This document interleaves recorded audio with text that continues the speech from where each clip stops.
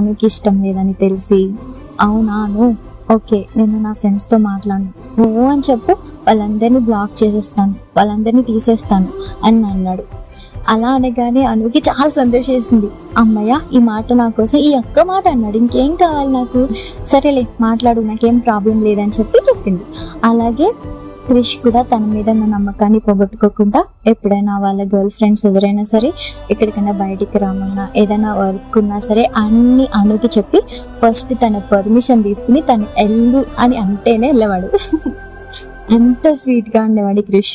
ఒకసారి ఏమైందంటే అసలు క్రిష్కి అను ఎంతలా అలవాటైపోయింది, ఎంతలా ఇష్టం అంటే ఆఖరికి తన్ని అను అను అను అని పిలుస్తూ ఆఖరికి వాళ్ళ ఇంట్లో వాళ్ళని కూడా మర్చిపోయి అను అని పిలిచేసేవాడు. మళ్ళీ దాన్ని కవర్ చేయలేక నాన్న తిప్పలు పడేవాడు.